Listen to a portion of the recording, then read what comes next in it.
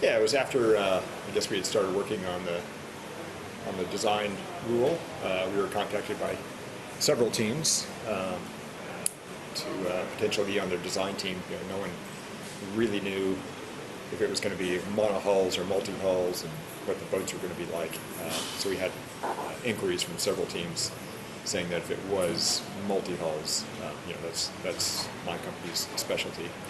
Yeah, my function is as a naval architect and designer, and I was involved with the original concept of our boat. We did a lot of studies on structures, wing configurations, weights and balance, and I was involved with a lot of those initial studies to define what our boat looks like, and I think that those are some of the most important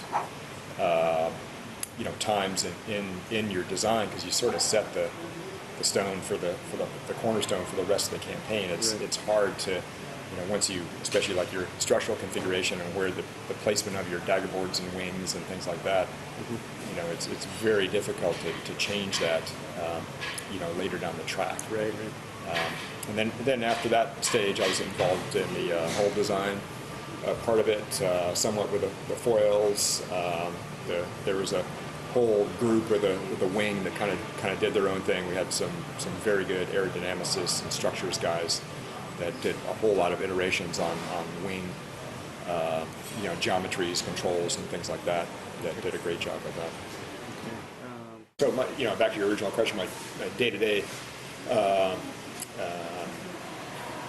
would involve, working on some of the initial concepts. Also, a lot of hull design work. Myself and 2 or 3 others were, heavily involved with that. We had a team of several of us that would come up with new shapes, and then we had analysts that would run them through the CFD program. So it was interesting because you have, I think it was a very good idea to have different people coming up with different hull shapes and concepts. So was this all on computer, or did you actually build some scale models? Yeah, we built some. We tank tested some scale models.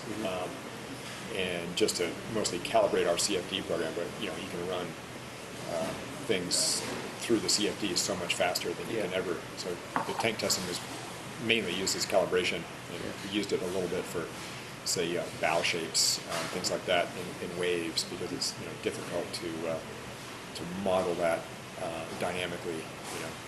Okay. Yeah, well, it is a sort of a new class of boat. Something that size, a configuration with a wing sail on it.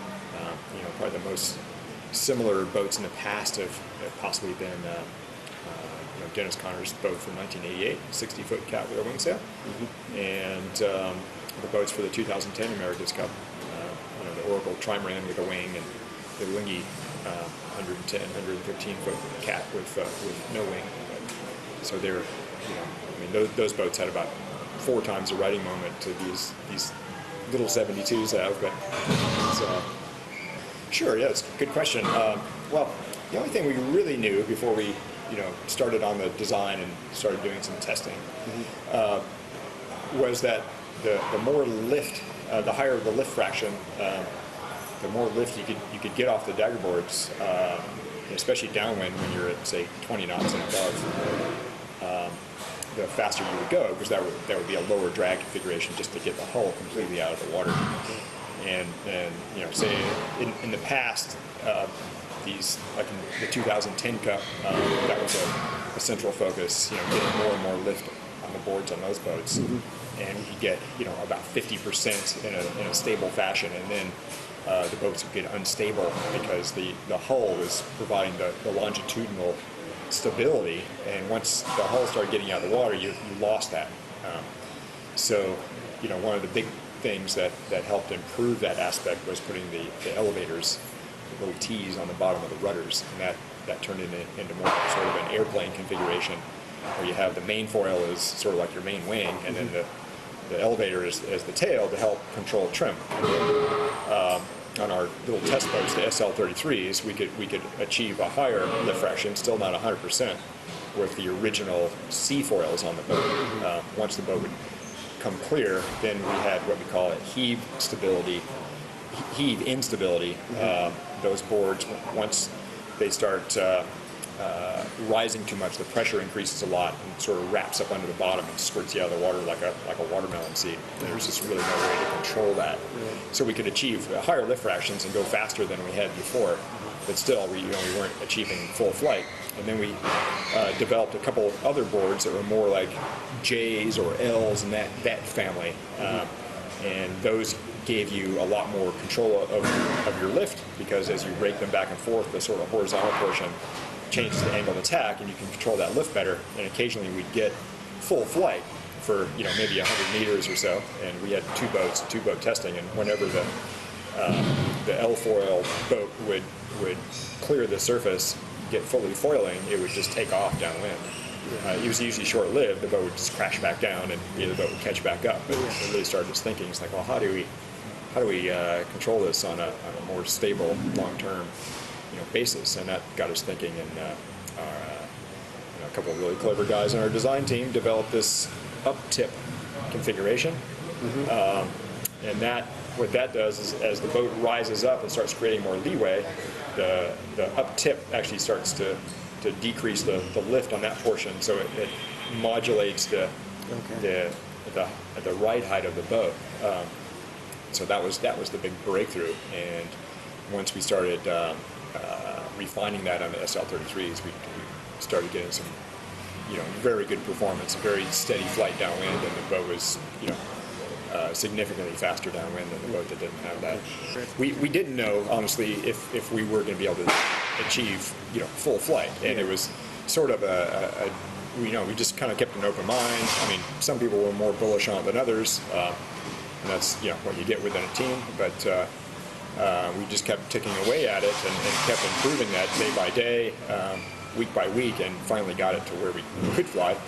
We still didn't know whether it was going to be ultimately faster around the race course. Right. But after we did some more testing with our SL-33s, and we also had a scale model program that we ran that was hugely beneficial, that we could try different board configurations on much faster than you can even on the SL-33 scale.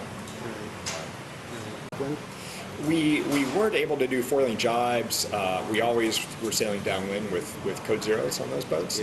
And we attempted foiling jibes, and I think we got the initial sort of feel of it, and we weren't able to fully complete those, but it kind of got the wheels turning and got some initial practice on those.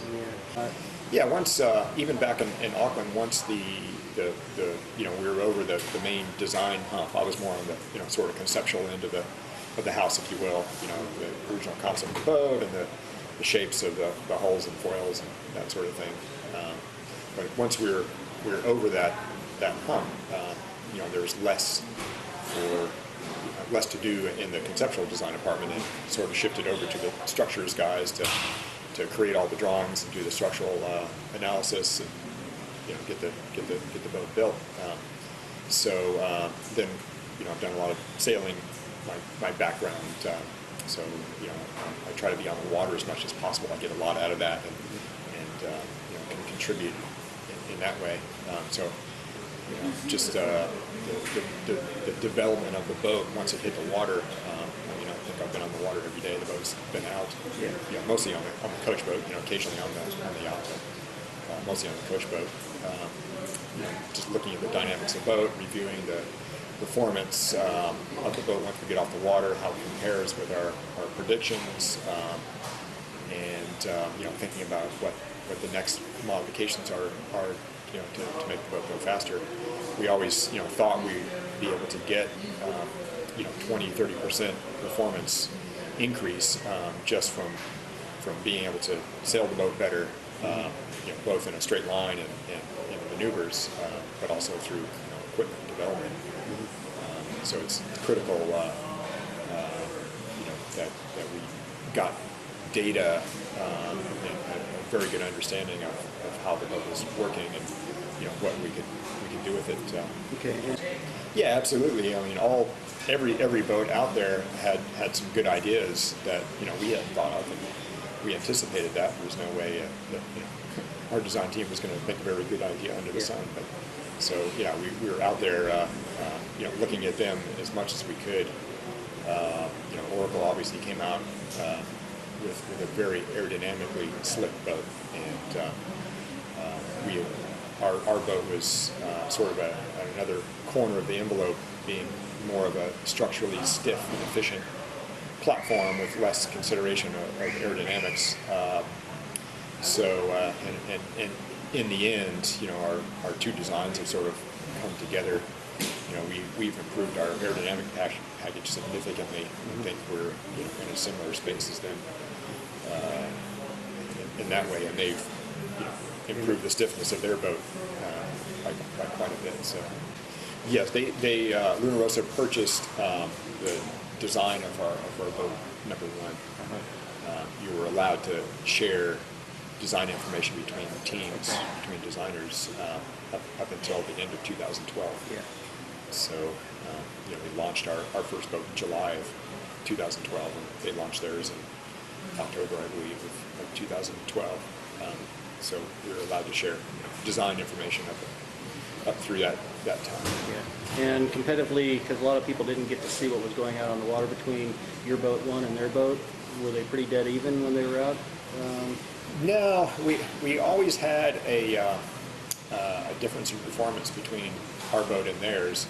Initially, we attributed it to the fact that we had just been on the water for 2 or 3 months before they got their boat in the water, so you expect, some differences there. I think we all expected that the boats were going to even up after a few months of sailing, but they never did. We always seemed to carry an advantage through on all our racing testing before we got here, and after we got here. And I guess in hindsight, what was happening was that we were developing so quickly ourselves. We were still on a very steep part of the learning curve, and they were too. But it was actually hard because these boats are such development monsters. It was actually difficult for them to catch up, and that's one thing we hadn't really considered. We thought we were going to have better racing tuning with them, but it didn't. I mean, you always get something out of sailing with another boat for sure. So it was definitely beneficial to both teams. But there's nothing wrong with what they were doing. They were on a very steep learning curve and developing very quickly as well. But we always seemed to maintain a gap between us and them. It's something that's impossible to measure, really. It's worth less than 1% probably in performance, and you really can't measure that on the water.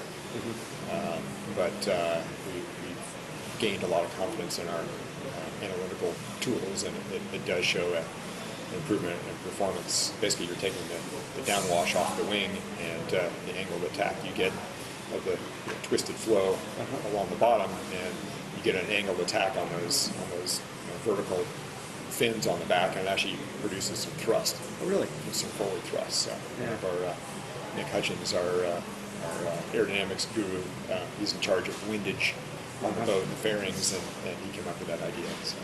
What are they over? Yeah, I think it was just some very good reactions by the guys on the boat to tack the boat back on the other tack and get the wind on the other side of the wing to pull the boat back over. If they had just tacked and continued on starboard tack, it was extremely close. I think they were within a degree. If they had gone like a degree more, they probably would have rolled it over. So they pulled the jib up? Well, they tacked from port to starboard, and I think it ended up a little bit of a rushed tack. They originally thought they were going to cross, but then thought they weren't in the end, and so decided to tack.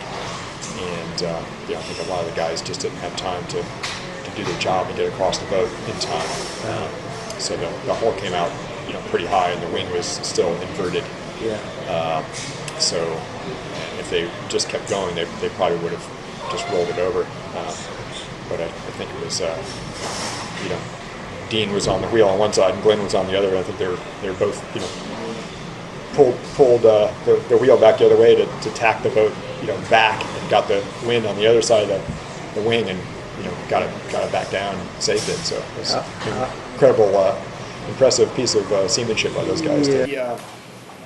The hulls would be fine. The foil, the dagger boards, they're fairly robust. I think you'd have to hit something quite heavy down low and at speed to do any real damage to those. But you never know. The rudders are much more susceptible. They're smaller, more fragile pieces of equipment. So. But and the rudders seems like they would give way, and my thought process being that the dagger boards are encased inside the hull, and there's not a whole lot of anywhere for them to go. Is there enough delicateness to them, lacking a better word, for them to break away if there was an impact with something like a whale or a big dolphin? Yeah, I mean, you never quite know,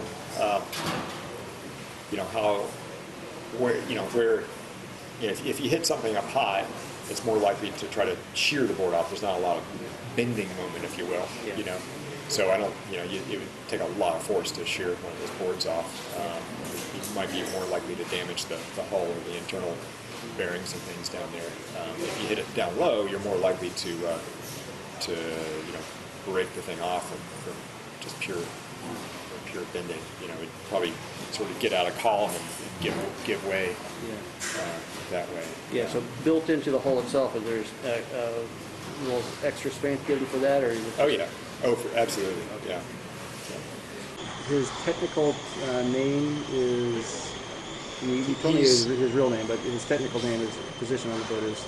Yeah, he's our head data analyst, and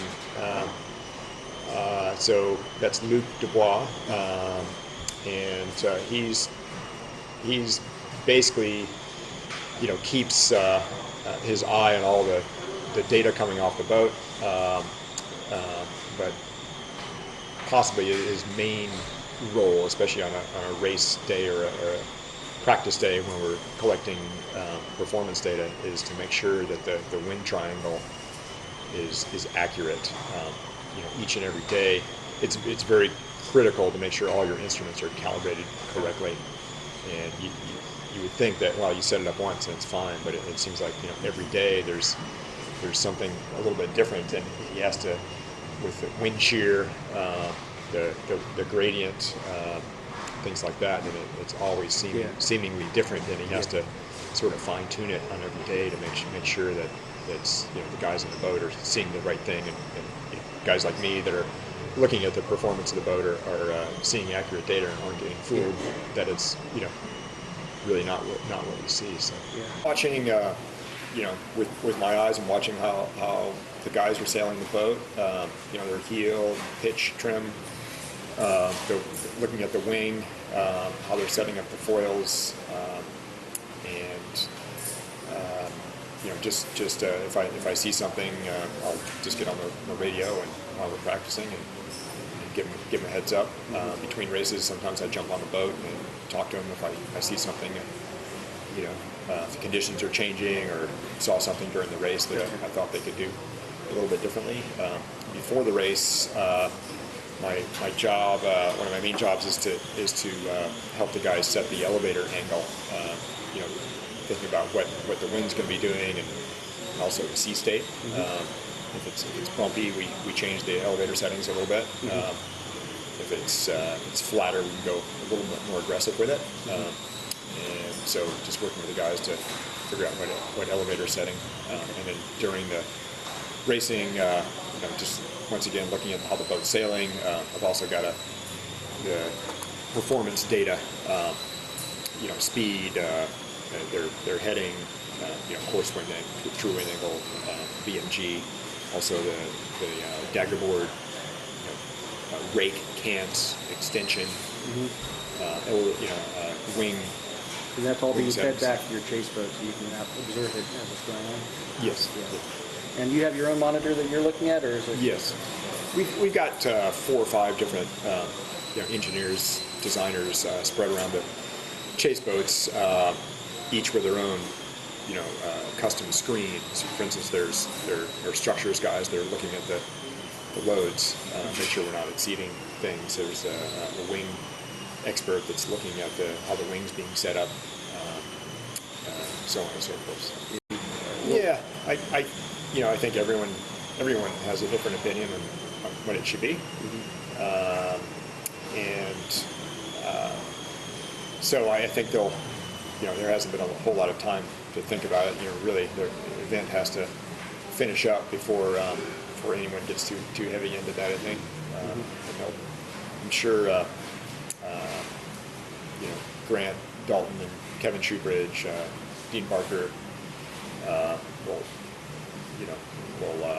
give it due consideration, and it won't we'll listen to all the interested parties, the different teams, and sailors and so on, and take that all into consideration before making a choice. If you were king, what would your choice be?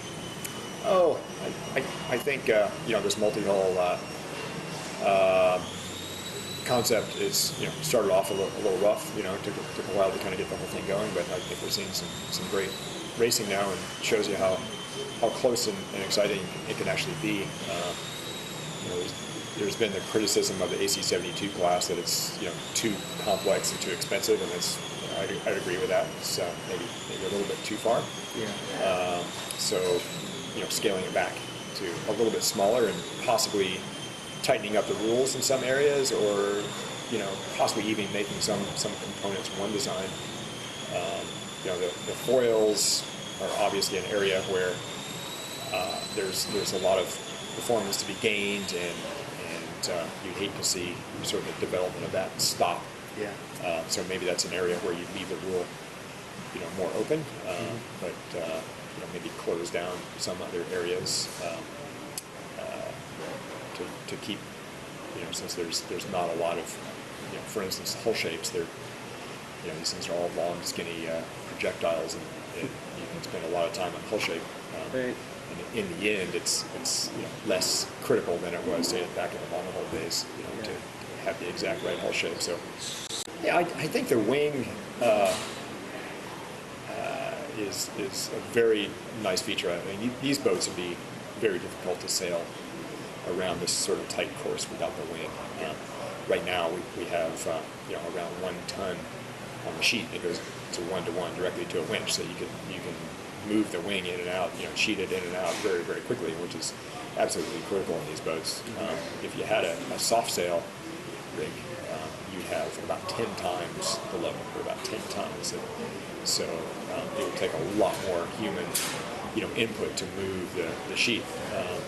And so the boats, the straight line performance between a wing and a soft sail, in the end, probably isn't that much different, maybe a few percent, something you wouldn't really notice the boat sailing around the course. You wouldn't want to race a wing with a soft sail, but, in the broader sense, it's probably not that big a deal, straight line performance, but certainly in maneuvers, you'd suffer badly with a soft sail, even down to something, in the 55 to 60 foot range, I think. So price-wise, what size do you think we'd have to get down to make it more attractive to other syndicates or countries? Probably in the 55 to 60 foot range would be my estimation, although someone's really going to have to crunch the numbers on it and see. One interesting thing is, I think, is if you look at the AC-45s, it takes 5 or 6 people to launch one of those boats,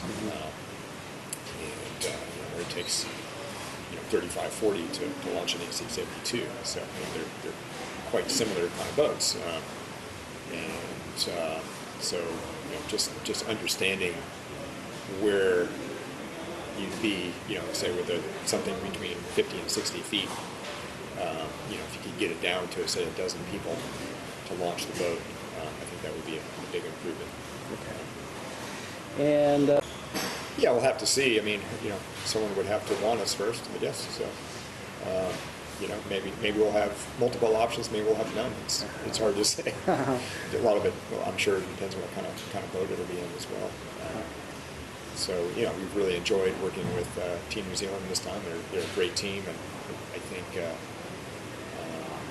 the management there, Grant, Kevin, and Dean, and Nick Holroyd, our technical director, have done a fantastic job of setting us on the right path from the very start. And I think that's how we got ahead, just with that foresight. Yeah. So they're a well-run, clever bunch, and so we wouldn't mind working with them. We worked with Oracle last time, and it's a very different dynamic within that team, but obviously very capable people that were good to work with, and so we'll just see what happens.